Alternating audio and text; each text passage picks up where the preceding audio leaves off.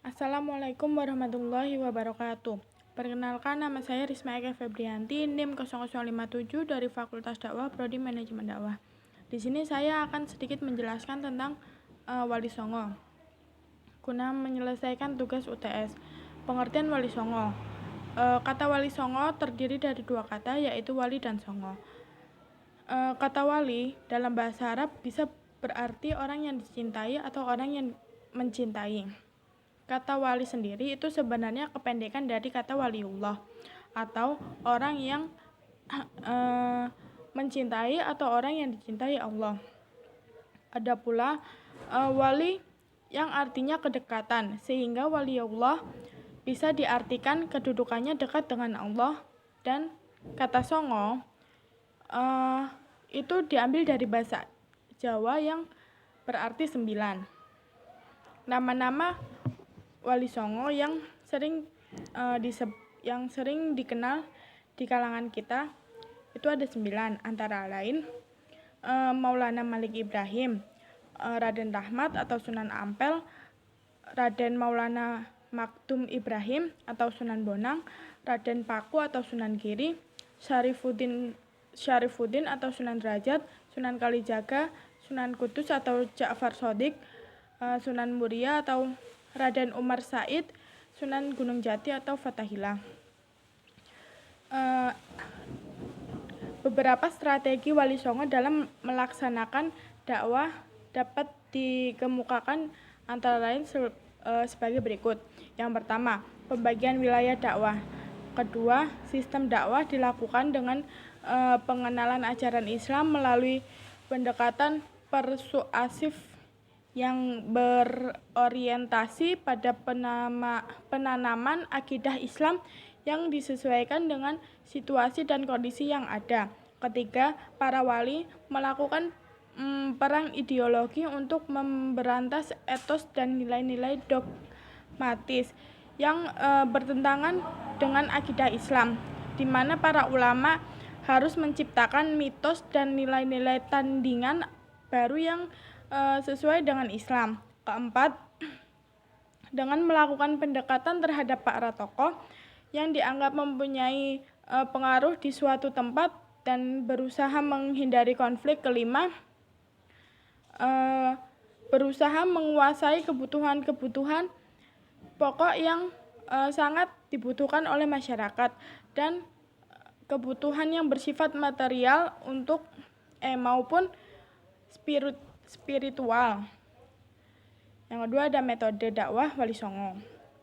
Keberhasilan dakwah para Wali Songo tentu juga tidak terpaksa dari metode yang mereka aplikasikan dalam pelaksanaan di lapangan.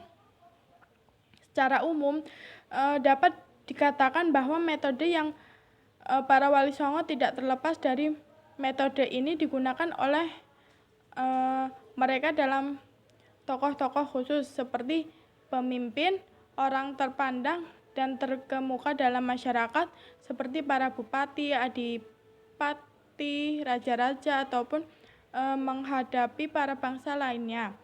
Metode Al-Hikmah sebagai sistem dan cara-cara berdakwah para Wali Songo merupakan jalan kebijaksanaan yang diselenggarakan secara populer, atraktif dan sensasional. Cara ini mereka pergunakan dalam menghadapi masyarakat awam.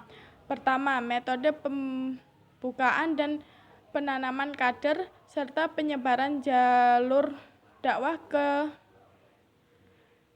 berbagai daerah. Kedua, metode yang berdakwahnya melalui jalur keluarga atau perkawinan. Ketiga, mengembangkan pendidikan pesantren yang mula-mula dirintis oleh Syekh Maulana Ibrahim adalah suatu model pendidikan Islam yang mengambil bentuk pendidikan biara dan asrama yang dipakai oleh biksu dan pendeta yang mengajar dan belajar. Keempat, metode yang digunakan dengan cara mengembangkan kebudayaan Jawa dan dalam budayaan Jawa Wali Songo memberikan adil yang sangat besar. Kelima, metode yang selanjutnya yaitu berdakwah melalui sarana dan prasarana yang berkaitan dengan masalah perekonomian rakyat. Keenam, dalam mengembangkan dakwah Islamiyah di tanah Jawa, para wali menggunakan saran politik untuk mencapai tujuannya. Peran Wali Songo dalam menyebarkan Islam di Indonesia. Wali Songo itu mempunyai peran yang sangat penting dalam menyebarkan agama Islam di Pulau Jawa pada abad ke-15. Adapun peran Wali Songo dalam penyebaran agama Islam antara lain sebagai pelopor penyebarluasan agama Islam kepada masyarakat yang belum banyak mengenal ajaran Islam di daerahnya masing-masing, sebagai para pejuang yang gigih dalam membela dan mengembangkan agama Islam semasa hidupnya, sebagai orang yang ahli dalam bidang agama Islam, sebagai orang yang dekat dengan Allah, sebagai pimpinan agama Islam di daerah penyebarannya masing-masing yang mempunyai jumlah pengikut yang cukup banyak di kalangan masyarakat Islam, sebagai guru agama Islam yang gigih mengajarkan agama Islam kepada muridnya, sebagai kiai yang menguasai ajaran agama Islam dengan cukup luas, sebagai tokoh masyarakat Islam yang disegani pada masa hidupnya. Sekian dari saya. Apabila ada kesalahan kata, mohon dimaafkan. Sekian dari saya. Wassalamualaikum warahmatullahi wabarakatuh.